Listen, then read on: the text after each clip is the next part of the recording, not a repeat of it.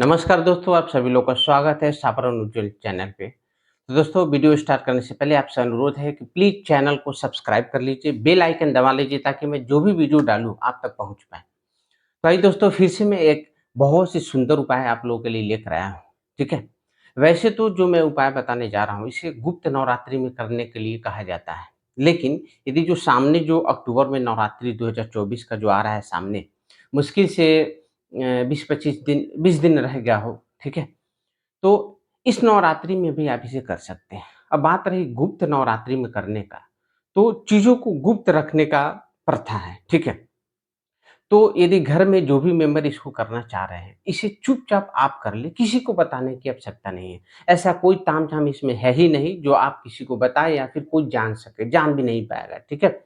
तो चुपचाप यदि आपको आवश्यकता है, आप स्टूडेंट हैं, है ना? कोई लड़का हो, लड़की हो, कोई हो, चुपचाप आप कर लें और उसे अपने पास रख लें, ठीक है? किसी को बताने की कोई ज़रूरत नहीं है, ठीक है? बड़ा ही साइंटिफिक लॉजिक है इसके पीछे और जो भी हम सामग्री यूज़ कर रहे हैं, 2 सामग्री है और बहुत ही आसान है, आप बहुत आसानी से इसे कर सकते हैं, ठीक है?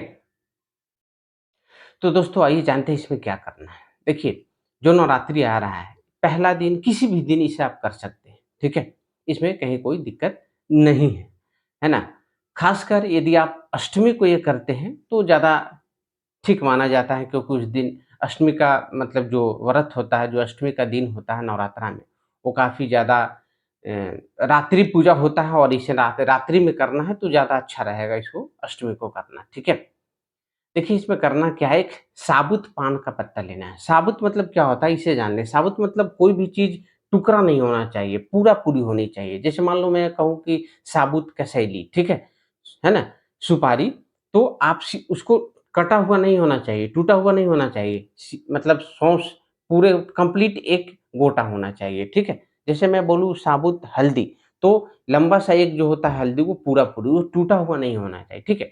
उसी प्रकार इसमें क्या करना है, एक साबुत पान का पत्ता लेना है। साबुत पान का पत्ता मतलब क्या हुआ कि जो कटा-फटा नहीं हो, एक पूरे कंप्लीट पान का पत्ता लेना है, ठीक है ना? जिसमें डंडी भी हो, ठीक है? वो ले लेना है और हल्दी आपको रखना है, ठीक है? हल्दी ऐसे जगह से लीजिएगा जो शुद्ध हो, जिसमें किसी तरह का कोई कलर वगैरह नहीं मिलाया गया हो, ऐसे जगह से, ऐसे मार्केट से आप हल्दी लीजिएगा, ठीक है? सामग्री में ध्यान देना इस बात की अति आवश्यक इसलिए होता है कि यदि आप ऐसे जगह से हल्दी ले लेते हैं, ठीक है? एक तो मैंने पान के पत्ता की ज़रूरत है इसमें, दूसरा हल्दी का। तो हल्दी यदि आप कहीं से लेते हैं, यदि वो प्योर बिल्कुल नहीं है, तो कहीं न कहीं यदि सामग्री प्योर नहीं है तो फिर उसमें थोड़ा प्रॉब्लम आती है। इसलिए ऐसे दुकान से, ऐसे मार्केट से लें जहाँ पे हल्दी सही में शुद्ध हल्दी बिकता हो, ठीक है? ये 2 सामान आपको लेना है, ठीक है? रात्रि में नवरात्रा में 8 बजे के बाद, ठीक है? 9 बजे बेहतर टाइम है, ठीक है? स्नान वगैरह कर लेना है, साफ कपड़ा पहन लेना है, ठीक है? उस दिन फिर आपको क्या करना है कि माताजी के पास बैठ जाना है, ठीक है? और उस जो पान का पत्ता उसे ले लेना है, ठीक है? पास में हल्दी रख लेना है। अब करना क्या है, जो भी आपकी उम्र हो रही है, आप 21 साल का हो, 18 साल का हो, 30 साल का हो, 32 साल का हो, जो भी आपका एज है, जैसे मान लीजिए आप 32 साल के हैं, ठीक है? तो उस पान के पत्ते पर, है ना, 32 बार चुटकी से हल्दी उठाना है, उस पे रखना है। 1, 2, 3, 4, 5 इस तरह करके 32 बार रखना है यदि आपका उम्र 32 साल है और अपने लिए कर रहे हैं तो। यदि कोई दूसरा है जिसका उम्र मान लीजिए 23 साल है, तो वो अपने लिए कर रहा है, तो जो हल्दी है, ठीक है? हल्दी पाउडर उसको क्या करना है कि 23 बार पाउडर उठाना है हल्दी का। 23 उम्र है उसका तो 1, 2, 3 का काउंट करके 23 बार उस पान के पत्ते पर उस हल्दी को रख लेना है चुटकी-चुटकी भर उठाकर।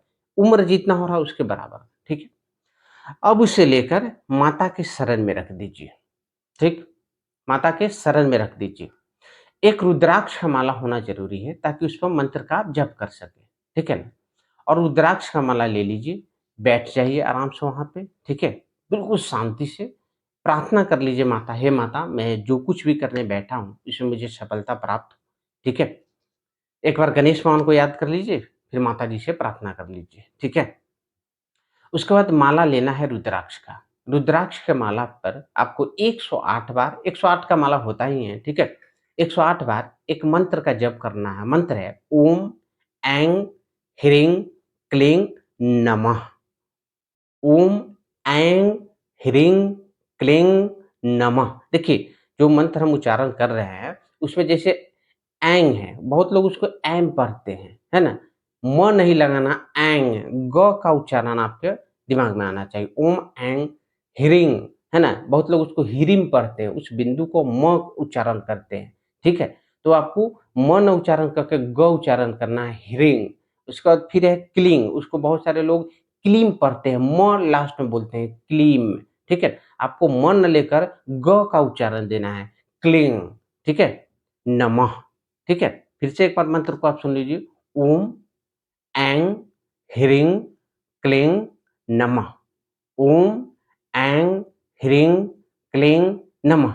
इस बात पे ध्यान देना है, ठीक है? ये शुद्ध उच्चारण होता है, सब में ग का ही उच्चारण आपको प्रोनाउंस करना है, आपके अंदर वो आवाज़ आना चाहिए ग, ठीक है? जैसे मैं बोल रहा हूँ, हो सके आपको ग, ग नहीं समझ में आ रहा हो, ये कन्फ्यूजन होता है। फिर भी हो सके बहुत सारे लोग को यहाँ पे म ही सुना दे, है ना? या फिर कन्फ्यूजन टाइप का रहे कि क्या बोल रहे हैं, ओम, ऐंग, इसलिए मैंने बता दिया कि आपको दिमाग में रखना है कि जो ऐंग है, ह्रीं है, क्लीं है, सब में ग का उच्चारण देना है। जैसे ऐंग, है ना? ह्रीं क्लीं नमः, ठीक है? ओम ऐं ह्रीं क्लीं नमः। इस मंत्र का 108 बार जप करना है, ठीक है ना? जप कर लिए, माताजी से क्षमा माँग लीजिए, चरण स्पर्श कर लीजिए और उठ जाइए। उसको वहीं पे छोड़ दीजिए। सुबह होते हुए, है ना? सुबह तक रहने दीजिए, कोई दिक्कत नहीं है। सुबह उठिए, स्नान कीजिए, उस पत्ते को हल्दी सहित उठा लीजिए, पान के पत्तों को। उस हल्दी को किसी छोटा-सा साफ-सुथरा डब्बे में रख लीजिए, ठीक है? यदि बड़ा हो तो पान के पत्ते सहित रख दीजिए, कोई दिक्कत नहीं है। और उसके बाद उसको जहाँ भी जाइए, जिस भी मकसद से जाइए, उस तिलक को हल्दी से तिलक उठाकर लगा लीजिए और जाइए जहाँ भी जाना है, ठीक है? इससे क्या होगा, आपकी जो भी मनोकामनाएँ हैं पूर्ण होगी, भाग्य का उदय होगा, ठीक है? और माता का आशीर्वाद सदा आपके साथ बना रहेगा, ठीक है ना? इस प्रयोग को निश्चित कर लें, इसमें कहीं एक प्रकार से क्या हुआ कि ये एक हल्दी, ऐसे भी यदि आप हल्दी का चंदन टीका करते हैं, तो आपका भाग्य उदय होता है, आपके जो भी कार्य करने जाते हैं उसमें सिद्धि मिलता है ना? इतनी पॉजिटिविटी होती है, ठीक है? लेकिन जब इस प्रक्रिया से आप गुज़र जाते हैं तो वो क्या बोलते हैं, वो चार्ज हो जाता है वो। हल्दी का एक-एक पार्टिकल में एक दिव्य ऊर्जा आ जाती है, ठीक है ना? फिर उसका जो पावर है ना, हज़ार गुना, लाख गुना, जितना आप समझ सकते हो उतना वो बढ़ जाता है, ठीक है? तो इस प्रक्रिया से गुज़रने के बाद एक प्रकार से वो हल्दी का चंदन तैयार हो गया, ठीक है ना? और उसके बाद जब उसका आप प्रयोग करते हैं, तो यदि उसमें कुछ विकार भी रह गया हो, है ना?